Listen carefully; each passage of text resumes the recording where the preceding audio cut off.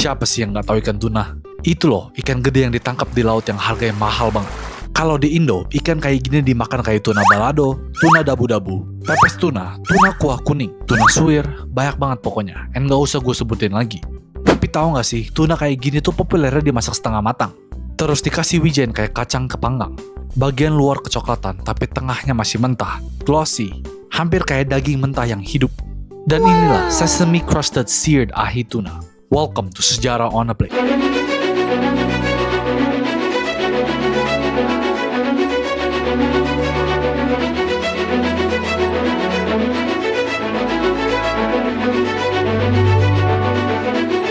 ngomongin tuna, banyak orang mikir ini ikan mahal, ikan restoran, ikan sashimi. Padahal aslinya, tuna itu ikan yang udah dimakan manusia dari ribuan tahun lalu. Dan dulu sama sekali bukan ikan elit. Di Laut Mediterania, orang-orang udah nangkap tuna sejak zaman Yunani dan Romawi. Mereka tahu satu hal penting, tuna itu ikan musiman.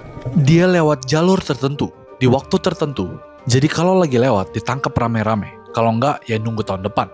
Orang Romawi bahkan bikin saus ikan fermentasi dari tuna, namanya garum. Bau banget, tapi waktu itu mahal dan dianggap mewah. Jadi dari dulu pun, tuna udah masuk dapur. Bukan cuma dimakan langsung, tapi diolah sesuai kebutuhan zaman. Geser ke Asia Timur, ceritanya beda.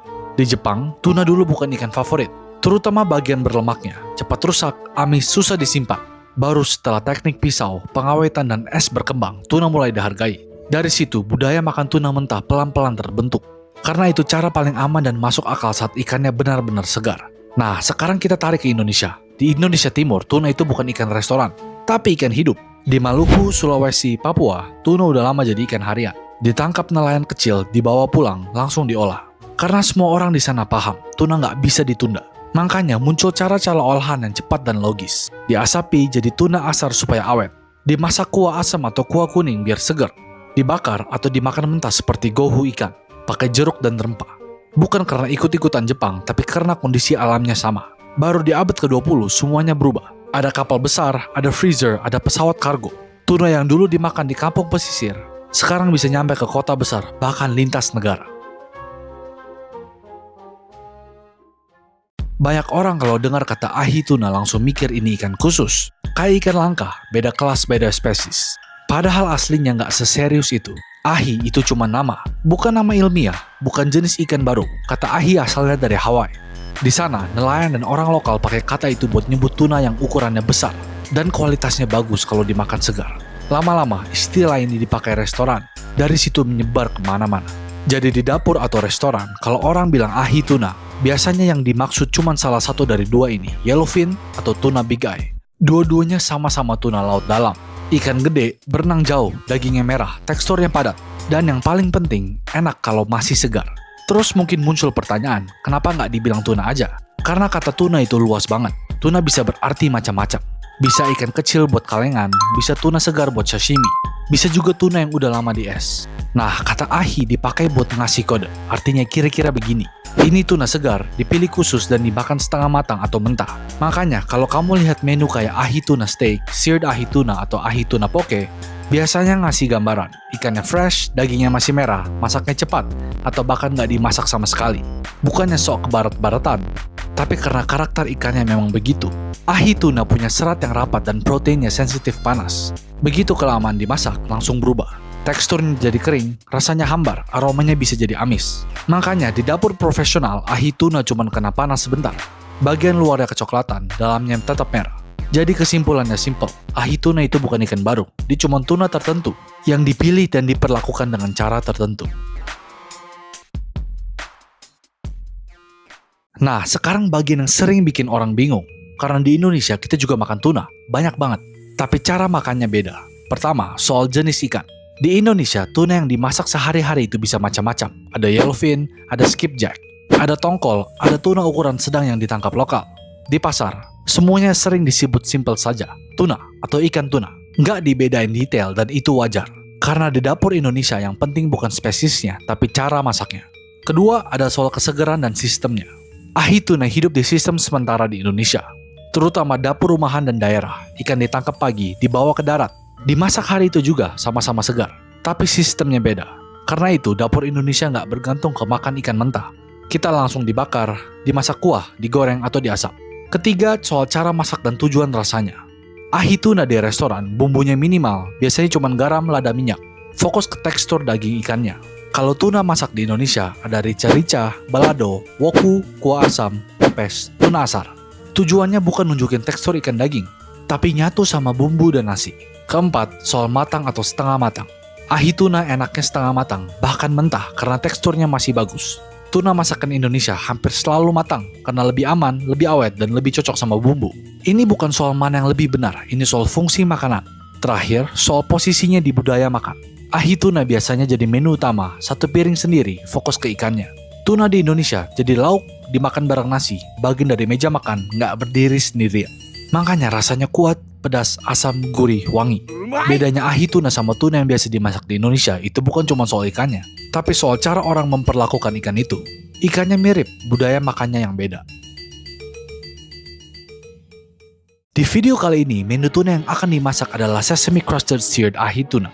Rasanya kayak menu yang udah biasa, ada di hotel, restoran fusion, sampai menu diet. Kelihatannya rapi, modern, dan kayak makanan yang dari dulu memang ada. Padahal sebenarnya ini makanan yang umurnya belum lama. Awalnya dari ahi tuna dulu. Ahi tuna itu identik sama tuna segar yang dimakan setengah matang atau mentah.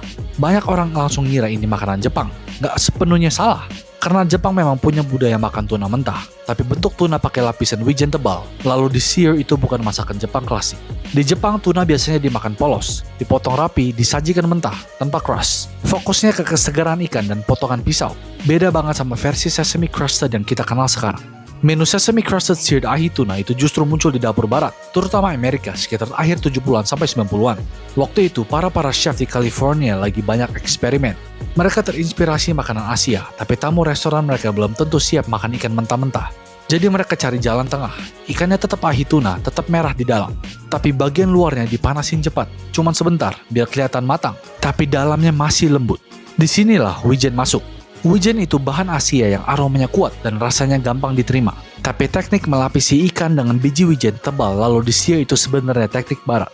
Jadi yang kejadian itu campuran. Ikan ala Jepang, bahan Asia, teknik masak barat. Kenapa pakai wijen? Karena masuk akal. Wijen menambah tekstur, nambah aroma, dan bantu jaga bagian dalam tuna supaya nggak kematangan.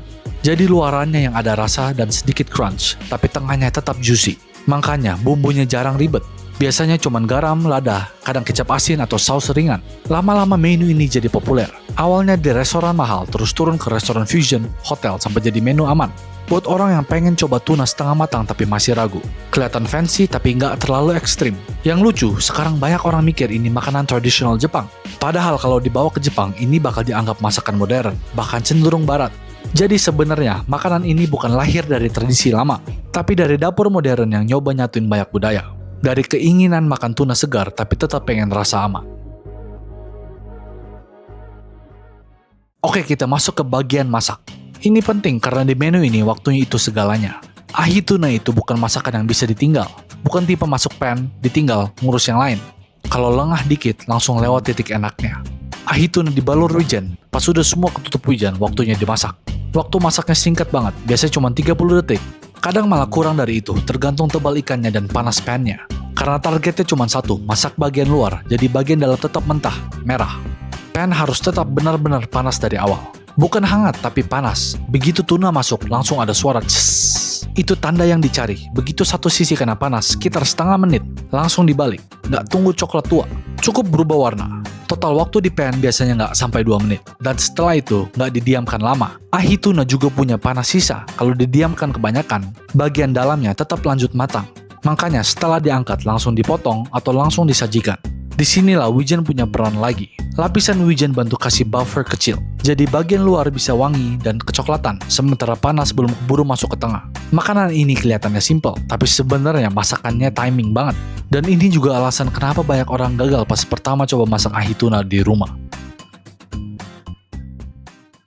Kalau dipikir-pikir, sesame crusted seared ahi tuna itu lucu juga. Kelihatannya kayak makanan serius, rapi, mahal. Padahal cerita sederhana banget. Ini cuman ikan yang nggak mau dimasak kelamaan. Dari tadi kita ngomongin ahi tuna, wijen, searing, sampai soal detik. Ujung-ujungnya cuman ketemu satu hal yang sama. Menu ini hidup karena orang-orang di dapur tahu kapan berhenti. Bukan nambah ini itu, bukan dimasak lebih lama biar aman. Di satu sisi ada budaya Jepang yang percaya sama kesegaran ikan. Di sisi lain ada dapur barat yang pengen ikan mentah tapi masih kelihatan matang. Ketemu di tengah, jadilah tuna yang luarnya wangi, dalamnya masih merah, bukan karena drama, tapi karena logika. Wijin juga sebenarnya bukan pahlawan utama, dia cuma teman yang kebetulan cocok. Nambah bunyi kriuk dikit. Nahan panas sebentar, bikin tampilannya kelihatan enak banget. Tapi kalau ikannya salah atau masaknya kebablasan, Wijin juga nggak bisa nolong. Yang menarik, makanan ini sering dianggap ribet, padahal justru kebalik. Ini salah satu menu yang paling simpel. Dan mungkin itu kenapa menu ini awet sampai sekarang. Bukan karena trend, tapi karena dia ngajarin satu hal kecil yang sering kita lupa di dapur. Gak semua makanan butuh dimasak lama. Kadang yang dibutuhin cuma sentuhan singkat, terus selesai. Kalau kamu masak ini di rumah, tantangan terbesarnya bukan teknik tinggi, tapi nahan diri. Jangan ditambah waktunya, jangan dibolak-balik. Jangan mikir, 30 detik lagi deh biar yakin. Karena justru di situ biasanya rusak. Jadi sesame seared crusted ahi tuna ini sebenarnya bukan soal ikan mahal. Ini soal percaya sama proses dan berani berhenti di waktu yang tepat. Dan lucunya, itu pelajaran yang kepake bukan cuma di dapur. Sekian cerita sejarah hari ini. Jangan lupa like, comment, share, dan subscribe. Biar tahu kisah sejarah makanan lainnya di Sejarah on a Plate.